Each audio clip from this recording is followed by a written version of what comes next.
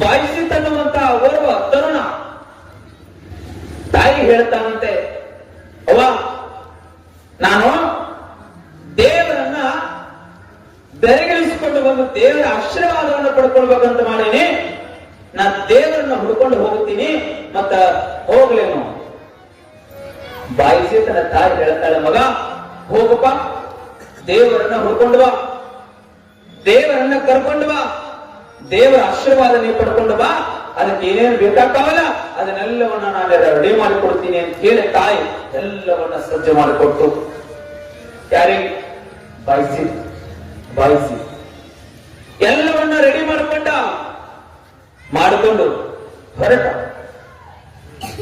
1 ವರ್ಷ ಹೋಯ್ತು, 2 ವರ್ಷ ಹೋಯ್ತು, 3 ವರ್ಷ ಹೋಯ್ತು, 10 ವರ್ಷ ಹೋಯ್ತು, 15 ವರ್ಷ ಹೋಯ್ತು, 20 ವರ್ಷ ಹೋಯ್ತು. ಹಿಮಾಲಯದೊಳಗೆ ಹೋದ, ಅಲ್ಲಿ ಹೋದ, ಇಲ್ಲಿ ಹೋದ, ಗುಡಿ ಗುಂಡಾರಗಳನ್ನು ತಿರುಗಿದ, ದೇವರ ಭೇಟಿ ಆಗ್ಲಿಲ್ಲ. 30 ವರ್ಷ ಆದ ಬಳಿಕ ದೇವರು ನನಗೆ ಭೇಟಿ ಆಗೋದಿಲ್ಲ ಅಂತ ಖಾತ್ರಿ ಆದ ಬಳಿಕ ನನಗೆ ದೇವರು ಬೇಡ, ಹೋಗಿ ನಮ್ಮ ಅವನ ಮೊದಲು ಭೇಟಿ ಆಗೋಣ ಅಂತ ತಿಳ್ಕೊಂಡು ಹೇಳಿ ಬಾಯಿಸಿಟ್ಟು ತಾಯಿಗೆ ಹೇಳಲಾರ್ದಂಗ ಮನಿ ಕಡೆ ಮುಖ ಮಾಡಿದ. ಇನ್ನೇನು ಮನಿ ಬಸ್ತಲದಾಗ ದಾಟಿ ಒಳಗೆ ಹಿಂಗೆ ಹೆಚ್ಚಿಗೆ ಇಡಬೇಕನ್ನೋದ್ರೊಳಗ ಏನು 30 ವರ್ಷದ ತಾಯಿಯನ್ನ ಬಿಟ್ಟು ದೂರ ಹೋಗಿದ್ನಲ್ಲ ಬಾಯಿಸಿಟ್, ಆತನಿಗಾಗಿ ತಾಯಿ ದೇವರ ಮುಂದೆ ಕುಂತು ಪ್ರಾರ್ಥನಾ ಮಾಡಕತ್ತಿದ್ದಂತ, ಯಪ್ಪ ದೇವರೇ, ನನ್ನ ಮಗ ಮನೆ ಬಿಟ್ಟು ಹೋಗಿ 30 ವರ್ಷ ಆಯ್ತು, ಪ್ರತಿದಿನ ನಾನು ನಿನಗೆ ಬೇಡ್ಕೊಳ್ತೀನಿ, ಪ್ರತಿದಿನ ನಾನು ನಿನಗೆ ಕೈ ಮುಗಿತೀನಿ. ಅಪ್ಪ ನನ್ನ ಮಗ ನಿನ್ನ ಕಾಣ್ಬೇಕು ಅಂತ ಹೋಗ್ಯಾನ, 30 ವರ್ಷ ಆಯ್ತು ನಿನ್ನ ಹುಡುಕೊಂಡು ಬರ್ಬೇಕಂತ ಹೋಗ್ಯಾನ. ಅಪ್ಪ ನನ್ನ ಮಗನಿಗೆ ಬಂದು ಒಂದು ಸರಿ ಆದ್ರೂ ನೀ ದರ್ಶನ ಕೊಡಪ್ಪ ಅಂತ ತಿಳ್ಕೊಂಡು ತಾಯಿ ದೇವರ ಮುಂದೆ ಬಿಡ್ಕೊಳಕತ್ತಿದ್ದಂತ ಮಗ ಹಿಂದೆ ಬಂದು ಕುಂತು ತಾಯಿ ಕಾಲ ಗಟ್ಟಿ ಹಿಡಿದು ತಾಯಿಗೆ ನಮಸ್ಕಾರ ಮಾಡಿ ಹೇಳಿದಂತ, ಅವ ಜಗತ್ತಿನೊಳಗೆ ಎಲ್ಲಿ ದೇವರಿಲ್ಲ, ಮೊದಲ ದೇವರು ಯಾರು ಅಂದ್ರೆ ನೀ ನನಗೆ ದೇವರು, ಆಮೇಲೆ ಮುಕ್ಕೋಟಿ ದೇವರು, ನನಗೆ ಮೊದಲು ನೀನು ದೇವರು ಅಂತ 30 ವರ್ಷ ಸಂಚಾರವನ್ನ ಮಾಡಿದ ಬಳಿಕ ಬಾಯಿಸಿ 30 ವರ್ಷ ಸಂಚಾರ ಮಾಡಿದ ಬಳಿಕ ತಾಯಿ ಬಂದು ಹೇಳಿದಂತ, ಅವ್ವ ನನಗೆ ನೀನಾ ದೇವರು, ನನಗೆ ನೀನಾ ದೇವರು. ನಾ ಹೇಳ್ತಾ ಇರೋದು ಕೇವಲ ಶಿವಪ್ರಸಾದ ದೇವರು ಮಾತ್ರ ತಾಯಿಯನ್ನ ದೇವರು ಅಂತ ಹೇಳಕತ್ತಿಲ್ಲ. ಎಷ್ಟೋ ಜನ ಸಂತರು, ಮಹಾತ್ಮರು, ದಾರ್ಶನಿಕರೆಲ್ಲ ತಂದೆ ತಾಯಿಗಳನ್ನೇ ದೇವರು ಅಂತ ಪೂಜೆ ಮಾಡಿದ್ರು, ತಂದೆ ತಾಯಿಗಳನ್ನ ದೇವರು ಅಂತ ಪೂಜೆ ಮಾಡಿದ್ರು. ಹೋದ ವರ್ಷ ಹೇಳಿರುವ ಒಂದು ಘಟನೆಯನ್ನು ಸುಮ್ಮನೆ ನಾನು ನೆನಪಿಸ್ತೇನೆ. ಶರೀಫನ ಜೀವನದ ಕಥೆಯನ್ನ. ಶರೀಫನ ಊರು ಕುಂದಗೋಳ, ಅದರ ಪಕ್ಕ ಶಿಶುನಾಳ, ಹುಬ್ಬಳ್ಳಿಯ ಪಕ್ಕ. ಆತನ ಮಡವೆಯ ಊರು ಅಲ್ಲೇ ಪಕ್ಕದ ಕುಂದಗೋಳ. ನೀವೆಲ್ಲ ಹುಡುಗಿ ಮನೆ ನೋಡಿದ್ರೆ ಅದು ಒಂದಿನ ಹುಡುಗ ಮನೆ ನೋಡಕ್ ಹೋಗಿರೇ ಇಲ್ಲ. ನೋಡ್ ಬಂದ ಅವನ ಮನೆಗೆ ಎಷ್ಟು ಚಲೋ ಐತಿ, ಅವನ ಮನೆ ಮುಂದೆ ಎಷ್ಟು ಕಾರ್ ನಿಂತಾವ, ಅವನ ಮನಿ ಎಷ್ಟು ದೊಡ್ಡದೈತಿ, ಯವ್ವ ಅವನ ಮನಿ ಬಾಳ್ದು ಅವನ ಮನೆ ಮುಂದೆ ಕಾರ್ ನಿಂತೈತಿ, ಏನ್ ನೋಡ್ಕೊಡ್ತೀರಿ, ಅವನ ಮನಸ್ಸು ನೋಡ್ಕೊಡ್ರಿ ಅಂದ್ರ ಆ ಮನೆಯೊಳಗೆ ಹೆಣ್ಣೆ ಚಂದ ಆಗಿರ್ತಾರೆ. ಕಾರ್ಗಳನ್ನ, ಮನೆಯನ್ನ, ಆಸ್ತಿ ಅಂತಸ್ತುಗಳನ್ನ ನೋಡಿ ಹೆಣ್ಣನ್ನ ಕೊಡ್ಲಾಕ್ ಹೋಗ್ಬೇಡಿ. ಆತನ ಮನಸ್ಸು ಹೆಂಗೈತೆ ಅಂತ ನೋಡ್ಕೊಡ್ರಿ. ನೀವು ಮೊದಲು ಅದು ನೋಡ್ತೀರಿ, ಅವನ ಮುಂದೆ ಲ್ಯಾಂಬರ್ಗಿನಿ ಕಾರ್ ಐತೆ, ಫಾರ್ಚುನರ್ ಕಾರ್ ಐತೆ, ವಿನೋವ ಕೃಷ್ಣ ಕಾರ್ ಐತೆ, ವಿನೋವ ಕೃಷ್ಣ ಎಲ್ಲ ಹೋಗೋ ಒಂದೆಲ್ಲ ಒಂದು ದಿನ ಮನಸ್ಸು ಬಹಳ ಸ್ವಚ್ಛ ಬೇಕು. ಕುಂದಗೋಳದ ಪಾಚಿಮಾನ ಬೀಗರು ಬೀಜರೆಲ್ಲ ಶರೀಫನ ಮನೆಯನ್ನು ನೋಡಕ್ ಹೋದ್ರು. ಕನ್ಯೆಯನ್ನು ಕೊಡಬೇಕು ಶರೀಫುಡ್ ಅಂತ ಹೇಳಿ. ಶರೀಫ ಮನೆಯೊಳಗಿರ್ಲಿಲ್ಲ, ಎಲ್ಲೋ ಹೋಗಿದ್ದ. ಮನೆಯೊಳಗೆ ಅವ್ವ ಅಪ್ಪ ಇದ್ರು, ಬೀರನ್ನ ಕೇಳಕ್ ಯಾರೋ ಒಂದು ಮಾತು ಮುಂದೆ ಬರ್ಲಿಲ್ಲ. ಯಾವಾಗ ಬಂದೀರಿ ಅಂತ ಕೇಳಿಲ್ಲ, ನೀರು ಕುಡಿತೀರೇನಂತ ಕೇಳಿಲ್ಲ, ಆರಾಮದೇರೇನಂತ ಕೇಳಿಲ್ಲ. ಬೀಗರು ಬಂದು ಕುಂತು 1 ತಾಸು, 2 ತಾಸು, 3 ತಾಸು, 4 ತಾಸು ಆಯ್ತು. 4 ತಾಸು ಆದ ಬಳಿಕ ಶರೀಫ ಮನೆಗೆ ಬಂದ. ಮನೆಗೆ ಬಂದು ನಿಂತು ಬಡಸಾಲೆಯಾಗ ಬಂದು ನಿಂತು ಕೇಳುತ್ತಾನ, ಸ್ವಲ್ಪ ತಡೀರಿ, ನಮ್ಮ ಮಕ್ಕ ಮಾಡಿದ್ರೆ ಹೋಗಿ ಬರಬೇಕು ಒಂದಾವ ಶರೀಫ. ಬೀಗರಂದ್ರು, ಒಟ್ಟು ನಿನ್ನ ಮನ್ಯಾಗ ಕುಂತ 4 ತಾಸು ಆಯ್ತು, ನಿನ್ನ ಕನ್ಯೆ ಕೊಡಬೇಕಂತ ನಾವು ಬಂದೇವಿ. ನಿಮ್ಮವ್ವ ಅಪ್ಪ ಮನ್ಯಾಗಿದ್ರು ಸಹಿತ ಹೊರಗೆ ಬಂದು ಆರಾಮದಿರೇನಂತ ಕೇಳಿಲ್ಲ, ನೀರು ಕುಡಿದಿರೇನಂತ ಕೇಳಿಲ್ಲ, ಯಾವಾಗ ಬಂದಿರೇನಂತ ಕೇಳಿಲ್ಲ. ನೀನರೇ ಬಂದು ನಾವು ಆರಾಮದಿರೇನ ಅಂತ ಕೇಳತ್ತಿ ಅಂದ್ರ ನೀನು ಮಕ್ಕಾ ಮದಿನ ನೋಡಿ ಬರ್ತೀನಿ ಅನ್ನಕತ್ತೀಯಲ್ಲ, ಮಕ್ಕಾ ಮದಿನ ಏನ್ ಬಾಜು ಹೋದ, ಏನ್ ಬಾಜು ಮನಿನ ಹೋಗಾಕ ಒಂದ್ ತಿಂಗಳು ಬೇಕು, ಬರಾಕ ಒಂದ್ ತಿಂಗಳು ಬೇಕು, ಅಲ್ಲೋ ಶರೀಫ ಹಿಂಗ್ಯಾಕ್ ಮಾಡಕತ್ತಿ? ಇಲ್ಲ ನಾ ಮಕ್ಕಾ ಮದಿನ ನೋಡ್ಕೊಂಡು ಬರ್ತೀನಿ, ಸ್ವಲ್ಪ ತಡೀರಿ.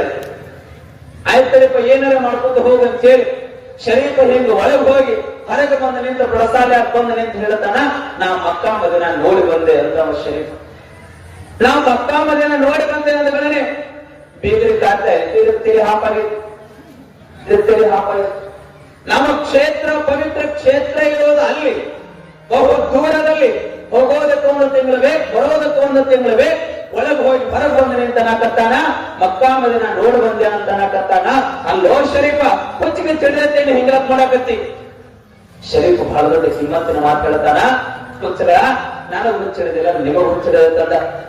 ಏನು ನಿಮ್ಮ ಪಾಲಿಗೆ ದೂರದಲ್ಲಿರುವ ಮಕ್ಕಾ ಮದಿನ ನಿಮಗ ದೇವರಾದ್ರ, ನನಗ ಮಕ್ಕಾ ಮದಿನ ಯಾರು ಅಂತಂದ್ರ ನನಗ ಜನ್ಮ ಕೊಟ್ಟ ತಂದೆ ತಾಯಿಗಳೇ ನನ್ನ ಪಾಲಿಗೆ ಮಕ್ಕಾ ಮದಿನ ಅಂತ ಹೇಳಿದ ಶರೀಫ. ಮಕ್ಕಾ ಮದಿನ ಅಂತ ಹೇಳಿದ ಅವರ ಪವಿತ್ರ ಕ್ಷೇತ್ರಕ್ಕೆ ತಂದೆ ತಾಯಿಗಳನ್ನು ಹೋಲಿಸಿದ ಮಗ ಶರೀಫ.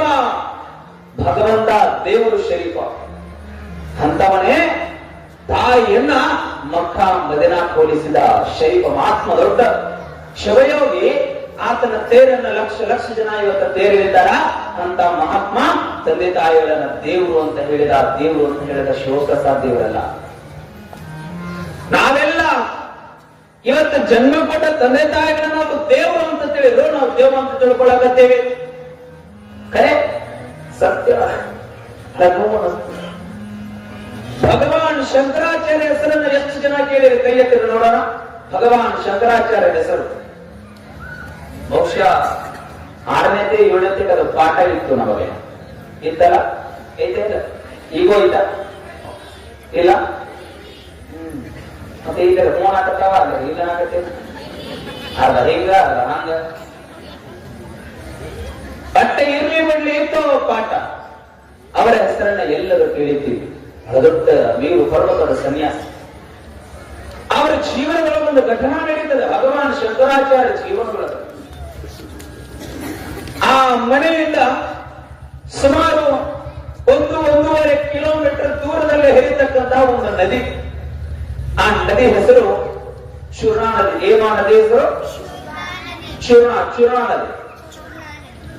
ತಾಯಿ ಪ್ರತಿದಿನ ಬಟ್ಟೆ ತೊಳೆಯೋದಕ್ಕಂತ ನದಿಗೆ ಹೋಗಿ ಹೊಳೆ ಬರ್ತಿದ್ದು. ಒಂದು ದಿನ ಭಗವಾನ್ ಶಂಕರಾಚಾರ್ಯ ತಾಯಿ ಜೊತೆಗೆ ಹೋಗಬೇಕು ಅಂತ ಹೇಳಿ ತಾಯಿ ಹಿಂದೆಯಿಂದ ಹೊಂಟ ಭಗವಾನ್ ಶಂಕರಾಚಾರ್ಯ ಹೋಗ್ಬೇಕಾದ್ರೆ ತಾಯಿ ಏನು ಮಾಡ್ತಾ ಇದ್ರು ಅಂದ್ರ 1.5 ಕಿಲೋಮೀಟರ್ ನದಿ ಬಹಳ ದೂರ ಇತ್ತು, ನಡೆಯೋದಕ್ಕೆ ಆಗ್ತಾ ಇರ್ಲಿಲ್ಲ, ಮೊಣಕಾಲು ನೋವಿತ್ತು. ಅಲ್ಲಲ್ಲಿಗೆ ಕುಳಿತುಕೊಂಡು ಹೋಗಿ ಬಟ್ಟೆ ತೊಳ್ಕೊಂಡು ಮನೆಗೆ ಬಂದ ತಕ್ಷಣ ಮಗ ಭಗವಾನ್ ಶಂಕರಾಚಾರ್ಯ ಕೇಳ್ತಾನೆ, ಅವ ನದಿಗೇನೋ ಬಟ್ಟೆ ತೊಳೆಯೋದಕ್ಕಂತ ಹೋದಿ ನಿಜ, ಆ ನದಿಗೆ ಹೋಗಬೇಕಾದ್ರೆ ಅಲ್ಲಲ್ಲಿಗೆ ಕುಳಿತುಕೊಂಡು ಹೊಂಟಿದ್ದೆಲ್ಲ ಯಾಕ? ಮಗ, ನದಿ ಮನೆಯಿಂದ ಬಹಳ ದೂರ ಅದ, 1.5 ಕಿಲೋಮೀಟರ್ ದೂರ ಅದ, ನನಗೆ ನಡೆಯೋದಕ್ಕೆ ಆಗ್ತಾ ಇಲ್ಲ. ಅಷ್ಟು ದೂರ ನಡಿಬೇಕು ಅಂದ್ರೆ ನನಗೆ ಕಾಲ ನೋವು ಆಗ್ತದ. ಹಾಗಾಗಿ ಅಲ್ಲಲ್ಲಿಗೆ ಕುಳಿತುಕೊಂಡು ಹೋಗಿ ನಾ ಬಟ್ಟೆ ತೊಳ್ಕೊಂಡು ಬರ್ತೀನಿ. ಭಗವಾನ್ ಶಂಕರಾಚಾರ್ಯ ತಾಯಿ ಹೇಳ್ತಾನೆ, ತಾಯಿಯ ನೋವನ್ನ ಕಂಡು, ಅವ್ವ ಇನ್ನು ಮೇಲಿಂದ ಯಾವುದೇ ಕಾರಣಕ್ಕೂ ನೀ ನದಿಗೆ ಹೋಗ್ಬೇಡ, ಬಟ್ಟೆ ತೊಳಿಬೇಡ. ಅಲ್ಲಿ ಮಗ, ನದಿ ಹೋಗ್ಲಿಲ್ಲ ಅಂದ್ರೆ ಬಟ್ಟೆ ತೊಳೆಯೋರಾರು, ನಿಮಗೆ ತೊಳೆದು ಕೊಡೋರಾರು, ನೀವೇನ್ ಮಾಡ್ತೀವಿ? ಅಮ್ಮ ನೀ ಏನಾದ್ರೂ ಮಾಡು, ಆದ್ರೆ ಇನ್ನು ಮೇಲಿಂದ ನದಿಗೆ ಹೋಗ್ಬೇಡ. ಭಗವಾನ್ ಶಂಕರಾಚಾರ್ಯ ತಾಯಿಯ ನೋವನ್ನ ಕಂಡು 1.5 ಕಿಲೋಮೀಟರ್ ದೂರದಲ್ಲಿ ಹರಿತಕ್ಕಂತಹ ಚೂರ್ಣಾ ನದಿಯನ್ನ ತಾಯಿಗಾಗಿ ಮನೆ ಮುಂದೆ ಹರಿಸಿದಾತ ಭಗವಾನ್ ಶಂಕರಾಚಾರ್ಯ. ಮನೆ ಮುಂದೆ ಹರಿಸಿದ. ನಿಮ್ಮ ಮಕ್ಕಳು ಒಂದು ಕೊಡ ನೀರು ತಗೊಂಡ ಬಂದ್ರೆ ಆ ಕೊಡ ನಿಮ್ಮ ಮಕ್ಕಳು ಹೋಗೋದು ಅಕ್ಕವ ಇಲ್ಲ. ನಾವು ನಗ ಕತ್ತೀರಿ ಅಂದ್ರೆ ಪಕ್ಕ ನಿಮ್ಮ ಮನೆಗೆ ಆಗೈತೆ ಅಂತ ಹೋಗ್ಬೇಕು ನಾವು. ಹೌದಪ್ಪ. ತಾಯಿಯ ನೋವನ್ನ ಕಂಡು ಸ್ವಾಮಿ 1.5 ಕಿಲೋಮೀಟರ್ ಚೂರ್ಣಾ ನದಿಯನ್ನ ತಾಯಿಗಾಗಿ ಮನೆ ಮುಂದೆ ಹರಿಸಿದಾತ ಸಾಮಾನ್ಯರ ವ್ಯಕ್ತಿ ಅಲ್ಲ. ಶಿವಯೋಗದ ತುದಿಯಲ್ಲಿ ಪರಂಪರೆಗೆ ನಾಂದಿಯನ್ನು ಹಾಡಿರ್ತಕ್ಕಂತಹ ಭಗವಾನ್ ಶಂಕರಾಚಾರ್ಯ ತಾಯಿಗಾಗಿ 1.5 ಕಿಲೋಮೀಟರ್ ನದಿಯನ್ನ ಮನೆ ಮುಂದೆ ಹರಿಸಿದ. ಅಮ್ಮ, ತಂದೆ ತಾಯಿಗಳನ್ನು ನೋಯಿಸ್ಲಿಕ್ಕೆ ಹೋಗ್ಬೇಡ್ರಿ. ತಂದೆ ತಾಯಿಗಳು ಮಕ್ಕಳೇ ಶಿವ ಅಂತ ತಿಳ್ಕೊಂಡು ಜೋಪಾನ ಮಾಡ್ತವ. ತಾಯಿ 10 ಮಕ್ಕಳಿಗೆ ಜನ್ಮ ಕೊಟ್ರ 10 ಮಕ್ಕಳಿಗೂ ಸಹಿತ ಹೊಸ ಬಟ್ಟೆನ ಹಾಕ್ತಾಳ, ಹೊಸ ಚೊನ್ನಾನ ಹಾಕ್ತಾಳ, ಬಿಸಿ ಅನ್ನನ ಉಣಿಸ್ತಾಳ. ಹೌದಲ್ಲ? 10 ಮಕ್ಕಳಿಗೆ ಹೊಸ ಅಂಗಿನ ಹಾಕ್ತಾಳ, ಹೊಸ ಚೊನ್ನಾನ ಕೊಡಿಸ್ತಾಳ, ಬಿಸಿ ಅನ್ನನ ತುತ್ತು ಮಾಡಿ ಉಣಿಸ್ತಾಳ. ದೊಡ್ಡವಾದ ಮೇಲೆ ಆ 10 ಮಕ್ಕಳು ತಾಯಿ ಒಂದು ಚಲೋ ಸಿರಿ ಕೊಡಿಸೋದಿಲ್ಲ, ತಾಯಿಗೆ ಒಂದು ತುತ್ತು ಬಿಸಿ ಅನ್ನ ಹಾಕೋದಿಲ್ಲ. ಮನ್ಯಾಗ ಒಂದು ಸಸಿ ಹೇಳ್ತಾಳ, ಅಲ್ಲೇ ಅಡಿಗೆ ಮನ್ಯಾಗ ಅಡಿಸಿದ ಅನ್ನದ ನಿಮ್ ಮಗು ಉಣ್ತಿದ್ರ ಉಣ್ಣ ಅಂತ ಹೇಳು, ಬಿಡ್ತಿದ್ರ ಏನಂತಾಳ? ಬಿಡು ಅಂತಾಳ. ಎಷ್ಟು ನೋವಲ್ಲ. ಆ ತಾಯಿ 10 ಮಕ್ಕಳನ್ನ ಜೋಪಾನ ಮಾಡ್ತಾಳ. ಆ 10 ಮಕ್ಕಳು ದೊಡ್ಡವಾದ ಮೇಲೆ ಒಬ್ಬ ತಂದೆ ತಾಯಿಗಳನ್ನ ಜೋಪಾನ ಮಾಡಕ ಅಳ್ತಾವ. ಬಹಳ ಜನ ಮಕ್ಕಳೆಲ್ಲ ಜಗಳಾಡಕತ್ತಿದ್ರಂತ. ತಂದೆ ತಾಯಿಗಳ ಆಸ್ತಿ ಬಹಳ ಗಳಿಸಿಟ್ಟಾಗ, ಆ ಹೊಲ ನನಗಬೇಕು, ಈ ಮನಿ ನನಗಬೇಕು, ಆ ಮನಿ ನನಗಬೇಕು, ಈ ಹೊಲ ನನಗಬೇಕು, ಈ ಕಾರು ನನಗಬೇಕು ಅಂತ ಜಗಳಾಡಕತ್ತಿದ್ರಂತ. ಕೊನೆಗೆಲ್ಲ ಹಿರಿಯರ ಪಾಲ ಮಾಡಿ ಆಸ್ತಿ ಬೇಕು ಅಂದಾಗ ಎಷ್ಟು ಜನ ಬಾಯ ಮಾಡಕತ್ತಿದ್ರಲ್ಲ, ಹಿರಿಯರೆಲ್ಲ ಸೇರಿ ಒಂದು ಮಾತಂದ್ರಂತ, ನೋಡಪ್ಪ ಆಸ್ತಿ ಅಂತ ಪಾಲಾಯ್ತು, ಮತ್ತ ಅವ್ವ ಅಪ್ಪನ ಯಾರ ಕಡೆ ಇಟ್ಕೊಂತೀರಿ ಅಂದ್ರೆ ಒಬ್ಬ ಮಗ ಮುಂದೆ ಬಂದು ನಾ ಇಟ್ಕೊಂತೀನಿ ಅಂತ ಹೇಳಿಲ್ಲ ಅಂತ ಅನಿಸ್ತದ. ನೀವು ಜನ್ಮ ಕೊಟ್ಟ ಮಕ್ಕಳೇ ನಿಮ್ಮನ್ನ ಮನೆ ಒಳಗೆ ಇಟ್ಕೊಂಡು ಜೋಪಾನ ಮಾಡೋದಿಲ್ಲ. ತಂದೆ ತಾಯಿಗಳು ಎಷ್ಟು ಕಷ್ಟದಿಂದ ಬೆಳೆಸಿರ್ತಾರೆ ಅಂದ್ರೆ ಮಕ್ಕಳನ್ನ. ಒಬ್ಬ ತಾಯಿ ಒಂದು ಕೂಸಿಗೆ ಜನ್ಮ ಕೊಡ್ತಾಳೆ. ಗಂಡ ಕೂಸಿಗೆ ಜನ್ಮ ಕೊಟ್ಟ 1 ವರ್ಷದಲ್ಲಿ ತೀರ್ಕೊಂಡು ಬಿಡ್ತಾನೆ. ಆ ತಾಯಿ ಬಹಳ ಕಡುಬಡತನದ ಮನೆತನ. ಮನೆಯೊಳಗ ಆ ಕೂಸಿಗೆ ಏನಾರ ತಂದು ಒಂದು ಹೊಸ ಅಂಗಿ ಹೊಸ ಚೊನ್ನ ಕೊಡಿಸ್ಬೇಕಂದ್ರೆ ಇನ್ನೊಬ್ಬರ ಮನೆಯೊಳಗೆ ಮುಸ್ರಿ ತೊಳೆದು ಬಂದ ಆ ಹಣದಿಂದ ಆ ಅನ್ನದಿಂದ ಕೂಸಿಗೆ ಊಟ ಮಾಡಿಸ್ತಿದ್ದಂತ ತಾಯಿ. ಅಷ್ಟು ಬಡತನ ಮನೆತನ, ಬಹಳ ಕಡುಬಡತನ ಮನೆತನ. ತಾಯಿ ಎಷ್ಟೇ ಕಷ್ಟ ನನಗಾಗ್ಲಿ, ಆದ್ರೆ ನನ್ನ ಮಗನಿಗೆ ಮಾತ್ರ ಕಷ್ಟ ಆಗೋದು ಬೇಡ ಅಂತ ಹೇಳಿ ಆ ಕೂಸನ್ನ ಬಹಳ ಚೆನ್ನಾಗಿ ಜೋಪಾನ ಮಾಡಿದ್ದು. ಆ ಕೂಸನ್ನ ಒಂದು ದೊಡ್ಡ ಶಾಲೆಗೆ ಹೋಗಿ ಹಾಕ್ತಾಳೆ.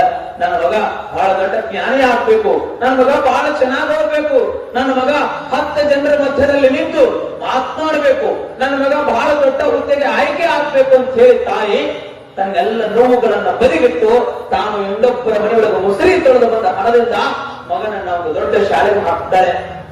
ಪ್ರತಿದಿನ ತಾಯಿ ಮಗನನ್ನ ಶಾಲೆಗೆ ಬಿಡೋದಕ್ಕೆ ಹೋಗೋದು.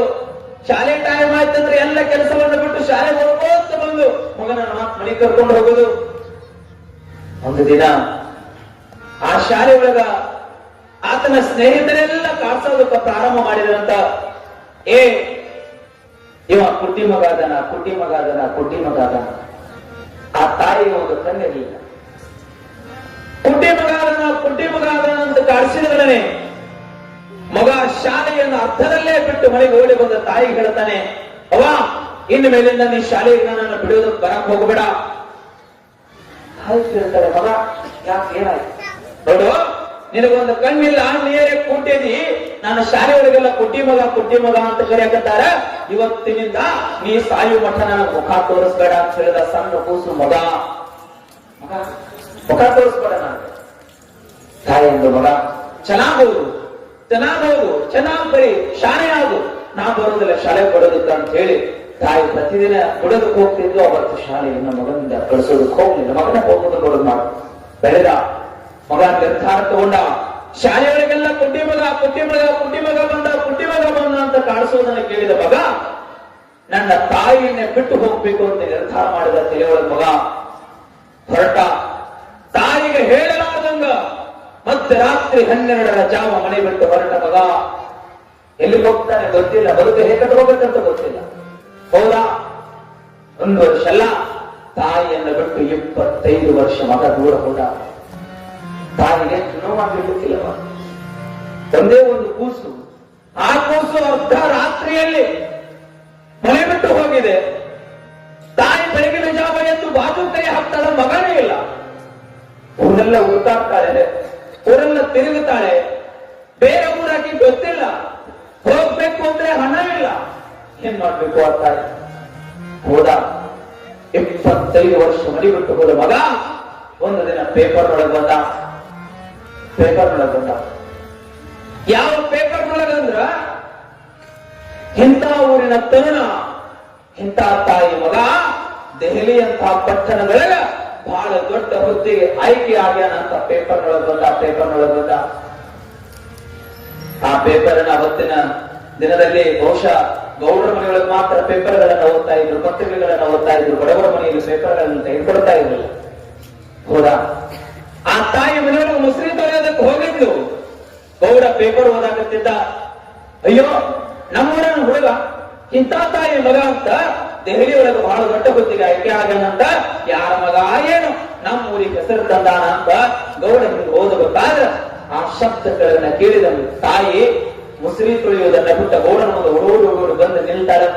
ಯಪ್ಪ, ಏನೋ ಓದಿದಲ್ಲ ಯಪ್ಪ, ಇನ್ನೊಂದ್ಸರಿ ಓದು ಕೇಳ್ಬೇಕನ್ನ. ಎಬಡವನ್ ಏನ್ ಕೇಳಿದಿ? ಇಂಥ ತಾಯಿ ಮಗ ಅಂತ ನಮ್ಮೂರನವಂತ ದೆಹಲಿಯಾಗ ಬಹಳ ದೊಡ್ಡ ಹುದ್ದೆಗೆ ಆಯ್ಕೆ ಆಗ್ಯಾನಂತ, ಅದಕ್ಕೆ ಬಹಳ ದೊಡ್ಡ ಶ್ರೀಮಂತ ಆಗ್ಯಾನಂತ ಪೇಪರ್ ಒಳಗೆ ಬಂದದ. ತಾಯಿ ಕಣ್ಣಲ್ಲಿ ಕಣ್ಣೀರನ್ನ ತೆಗೆದು ಅಳುವುದಕ್ಕೆ ಪ್ರಾರಂಭ ಮಾಡ್ತಾರೆ. ಅಪ್ಪ, ಆತ ಬೇರೆ ಯಾರು ಅಲ್ಲ, ನಾನು ಜನ್ಮ ಕೊಟ್ಟ ಮಗ. ನನ್ನ ಮನೆಯನ್ನ ಕೇವಲ ನನಗೊಂದು ಕಣ್ಣ ಇಲ್ಲ ಅಂತ ತಿಳ್ಕೊಂಡು ಹೇಳಿ ಮತ್ತೆ ರಾತ್ರಿ 12 ಗಂಟೆಗೆ ನನ್ನ ಮನೆ ಬಿಟ್ಟು ಹೋದ ಮಗ ಇವತ್ತು ದೆಹಲಿ ಒಳಗೆ ಬಹಳ ದೊಡ್ಡ ಹುದ್ದೆಗೆ ಆಯ್ಕೆ ಆಗ್ಯಾನ. ಬಹಳ ಖುಷಿ ಆಯ್ತು. ಅಪ್ಪ, ನಿನ್ನ ಕಾಲು ಮುಗಿತೀನಿ. 25 ವರ್ಷ ಆಯ್ತು ಮಗನ ಮುಖವನ್ನೇ ನಾನು ನೋಡಿಲ್ಲ. ಒಂದೇ ಒಂದ್ಸಾರಿ ನನ್ನ ದೆಹಲಿಗೆ ಕಳಿಸ್ಕೊಡ್ತೀಯಾ ಅಂತ ಕೇಳಿತು ಹಣ್ಣಾದ ಮುದುಕಿ. ದೆಹಲಿ ಅಂದ್ರೆ ಗೊತ್ತಿಲ್ಲ, ದೆಹಲಿ ಶಹರ ಅಂದ್ರೆ ಗೊತ್ತಿಲ್ಲ, ತನ್ನೂರು ಬಿಟ್ಟು ಪಕ್ಕದ ಹಳ್ಳಿಗೆ ಹೋಗಿ ಆ ಮುದುಕಿ ಗೊತ್ತಿಲ್ಲ. ಏನ್ ಮಾಡ್ಬೇಕು? ಗೌಡ, ಕಳಿಸ್ತೀನಿ ನನ್ನ ಮನೆಯೊಳಗ. 30 ವರ್ಷ ಆಯ್ತು ನೀನು ಕೆಲಸ ಮಾಡಕ್ಕಂತೂ, ಈ ಕೆಲಸ ನಾನು ನಿನಗೆ ಮಾಡಿಕೊಡ್ತೀನಿ ಅಂತ ಹೇಳಿ ರೈಲ್ವೆ ಒಳಗೆ ಹತ್ತಿಸಿ ಇಂಥ ವ್ಯಕ್ತಿಗೆ ಪರಿಚಯ ಮಾಡಿ ನೀವು ಹೋಗಿ ತಾಯಿನ ದೆಹಲಿ ಒಳಗೆ ಇಳಿಸು ಅಂತ ಹೇಳಿದ. ಆ ತಾಯಿಗೆ ಒಳಗೆ ಪೇಪರ್ ಕೊಟ್ಟ. ಪೇಪರ್ ತಗೊಂಡು ಹೋಗಿ ದೆಹಲಿ ಒಳಗೆ ಇಳ್ತಾರ. ಅದಕ್ಕೇನು ಗೊತ್ತಿತ್ತು ಪಾಪ, ಎಲ್ಲಿ ಮನಿ ಅಂತ ಗೊತ್ತಿಲ್ಲ, ಸಿಟಿ ಅಂತ ಗೊತ್ತಿಲ್ಲ, ಕಾರ್ ಅಂದ್ರೆ ಗೊತ್ತಿಲ್ಲ, ಆಟೋ ಅಂದ್ರೆ ಗೊತ್ತಿಲ್ಲ. ಇಳಿದು ಅಲ್ಲಿ ಆಟೋ ಚಾಲಕ ನಿಂತಿದ್ದ. ಕೇಳ್ತಾಳೆ ಹಣ್ಣಾದ ಮುದುಕಿ, ತಮ್ಮ, ಈ ಪೇಪರ್ ಒಳಗಿದಾನಲ್ಲ ಆ ವ್ಯಕ್ತಿ ಮನೆ ಎಲ್ಲಿ ಬರ್ತದೆ? ಅವ ನೋಡಿದ, ಓದಿದ, ಆಶ್ಚರ್ಯ. ಅಲ್ವೇ, ಭಿಕ್ಷೆ ಬೇಡದು ಬೇಡ್ತಿ, ಬೇಡ ಇಲ್ಲ ನಂಗಿಲ್ಲ, ನಾನೇ ಕೇಳ ನಾನೇ ಕೊಡ್ತೀನಿ ನಿನಗೆ ಭಿಕ್ಷೆ ಅಂತ ಶ್ರೀಮಂತರ ಮನೆನ ಆಯ್ಕೆ ಮಾಡ್ಕೊಂತ ಹೆಂಗ ನೀ ಭಿಕ್ಷೆ ಬೇಡ ಅಂದವ ಆಟೋ ಚಾಲಕ. ಇಷ್ಟು ನೋವಾಗಿರ್ಲಿಕ್ಕಿಲ್ಲ ಹೆತ್ತ ತಾಯಿಯ ಬಾಯಿಗೆ ಕೊರಳಿಗೆ ಚುರುಕು. ತಾಯಿ, ಮಗ, ಆತ ಬೇರೆ ಯಾರು ಅಲ್ಲ, ನಾ ಚೆನ್ನ ಕೊಟ್ಟ ಮಗ, ಒಂದ್ ಸಾರಿ ನೀ ಆತನ ಮುಖ ತೋರಿಸು ಅಂತ ಹೇಳಿದಾಗ ಅವ ಅಂದ, ಸುಳ್ಳು ಹೇಳಕತ್ತೀನಿ. ಅವ ನೋಡಿದ್ರ 1000 ಕೋಟಿ ಒಡೆಯ, ನೀ ನೋಡಿದ್ರೆ ಹರಕ್ ಸೀರೆ ಉಟ್ಕೊಂಡು ಬಂದಿ, ಭಿಕ್ಷಾ ಬೀಳೋದು ಬಿಡ್ತಿ, ಸಣ್ಣ ಪುಟ್ಟ ಎಲ್ಲರ ಕೇಳಿ ಯಾರ್ಯಾರು ಕೊಡ್ತಾರ, ಅವ್ರ ಮನೆ ಹತ್ರ ಹೋದ್ರೆ ನೀನು ಯಾರು ನೋಡೋದಿಲ್ಲ, ಸುಮ್ಮನೆ ನಡೆ ಅಂತ ತಿಳ್ಕೊಂಡಂದಾಗ ಯಾರೋ ತನ್ನ ಮಗನನ್ನ ನೋಡ್ಬೇಕು ಅಂತ ತಿಳ್ಕೊಂಡ ತಾಯಿ ಪರಿಚಯ ಇಲ್ಲದ ವ್ಯಕ್ತಿಗೆ ಕಾಲು ಬಿಡ್ತಾಳೆ. ಜನ್ಮ ಕೊಟ್ಟ ತಾಯಿ ಕಾಲು ಬಿಡ್ತಾಳೆ. ಅಪ್ಪ, ನೀ ಏನಾದ್ರು ಮಾಡು, ಏನಾದ್ರು ತಿಳ್ಕೊ, ಆತನ ಜನ್ಮ ಕೊಟ್ಟ ಮಗ ಒಂದೇ ಒಂದ್ಸಾರಿ ನನ್ನ ಮುಖ ತೋರಿಸ್ಬಿಡು. ತಾಯಿ ಆ ನೋವನ್ನ ಕೇಳಿದ ವ್ಯಕ್ತಿ, ಆಯ್ತು, ಅವ್ರ ಮನೆತನ ನಾನು ಬಿಡೋದಕ್ಕಾಗೋದಿಲ್ಲ, ಆ ದೂರ ಬಿಡ್ತೀನಿ, ಅವ್ರ ಮನೆ ತೋರಿಸ್ತೀನಿ, ಹೋಗೋದು ಬಿಡೋದು ನಿನ್ನ ಧರ್ಮ, ನಿನ್ನ ಕರ್ಮ. ಆಯ್ತು, ಹೇಳ್ದ. ಮನೆ ಹತ್ರ ಹೋಗಿ ನಿಲ್ತಾಳೆ. ಕಂಪೌಂಡ್ ವಾಚ್ಮನ್ಗಳೆಲ್ಲ ನಿಂತಿದ್ರು, ಪೊಲೀಸರೆಲ್ಲ ಸೆಕ್ಯೂರಿಟಿ ಆಗಿ ನಿಂತಿದ್ರು, ಮನೆ ಮುಂದೆಲ್ಲ 4-5 ಎಸ್ಕಾರ್ಟ್ಗಳು ನಿಂತಿದ್ರು, ಪೊಲೀಸರು ನಿಂತಿದ್ರು. ಆ ತಾಯಿ ಕೇಳ್ತಾಳೆ, ಅಪ್ಪ, ಈ ಪೇಪರ್ ನೋಡೋದಲ್ಲ ಆತ ಎಲ್ಲ ನಾನು ಸ್ವಲ್ಪ ಕರಿತೀರಿ? ಏ ಮುದುಕಿ, ಭಿಕ್ಷೆ ಬೇಡ್ತಿ ಬೇಡು, ನಾ ಕೊಡುದಿಲ್ಲ ನಂಗಿಲ್ಲ, ನಾನೇ ಕೊಡ್ತೀನಿ. ನಮ್ಮ ಸೌಕರ್ಯ ಹಾಕೊಂಡು ನನಗೆ ಭಿಕ್ಷೆ ಕೊಡ್ಬೇಕು. ಯಪ್ಪ, ನಾ ಭಿಕ್ಷೆ ಬಿಡಕ್ ಬಂದಿಲ್ಲಪ್ಪ, ಅವ್ರನ್ನ ನೋಡಿ ಹೋಗಾಕ್ ಬಂದೀನಿ, ಒಂದ್ಸಾರಿ ನನಗೆ ಅವ್ರ ಮುಖ ತೋರಿಸು. ಒಂದು ಸಾರಿ ತಾಯಿ ಹೇಳೋದಕ್ಕೆ ಪ್ರಾರಂಭ ಮಾಡುತ್ತಾಳೆ. ವಾಚ್ಮನ್ ಅಂತ ಆಗೋದಿಲ್ಲ, ನಡಿ ನಡಿ ಬೈದ, ಕಳಿಸಿದ. ತಾಯಿ ಹೋಗ್ಲಿಲ್ಲ, ಅಲ್ಲೇ ನಿಂತು. ಮಗ ಗಾರ್ಡನ್ ಒಳಗೆ ಪೇಪರ್ ಓದಾಕತ್ತಿದ್ದ. ಕೇಳ್ತಾನೆ, ಏ ವಾಚ್ಮನ್, ಯಾಕೆ ಭಯ ಮಾಡಕತ್ತ? ಸರ್, ಯಾವುದೋ ಒಬ್ಬ ಮುದುಕಿ ಹರಕ್ ಸೀರೆ ಉಟ್ಕೊಂಡು ಬಂದಾಳ, ನಿಮ್ಮನ್ನ ಭೇಟಿ ಹಾಕ್ಬೇಕನ್ನಾಗತ್ತಾಳ. ಯಾರಕ್ಕೆ ಅಂತ ತಿಳ್ಕೊಂಡು ಬರೋದ್ರೊಳಗ ಮಗನಿಗೆ ಗೊತ್ತಾಯ್ತು ಈಕೆ ನನ್ನ ತಾಯಿ ಅಂತ. ತಾಯಿಗೆ ಗೊತ್ತಾಯ್ತು ಈಕೆನೇ ನನ್ನ ಮಗ ಅಂತ. ತಾಯಿ ಅಳೋದಕ್ಕೂ ಪ್ರಾರಂಭ ಮಾಡಿದ್ರು. ಮಗ ಮಾತ್ರ ಒಂದು ಹನಿಕನ್ನ ನೀರು ಹಾಕ್ಲಿಲ್ಲ. ಇಷ್ಟು ದುರ್ದೈವ ನಮ್ಮ ಪರಿಸ್ಥಿತಿ. ಒಳಗ ಹೆಂಡತಿ ಕೂಗ್ತಾಳ ರೀ, ಯಾವ್ದೋ ಭಿಕ್ಷಕ ಜೊತೆ ಮಾತಾಡ್ಕೊಂತ ನಿಂತಿರಲ್ಲ, ಮಕ್ಕಳು ಸ್ಕೂಲಿಗೆ ಹೊಂಟಾವ, ನಿಮ್ ಜೊತೆ ಮಾತಾಡ್ಬೇಕನ್ನಾಗತ್ತವ, ಆ ಭಿಕ್ಷಕ ಜೊತೆ ನಿಂತು ಏನು ಮಾತಾಡಕತ್ತೀರಿ, ಒಳಗ್ ಬರಿ ಅಂತ ಕರೆದು ಯಾರು? ಹೆಂಡತಿ. ಈ ಮಗ ಹೆಂಡತಿ ನಮ್ಮವ್ವ ಅದಾಳ ಅಂತ ಹೇಳಿರ್ಲಿಲ್ಲ.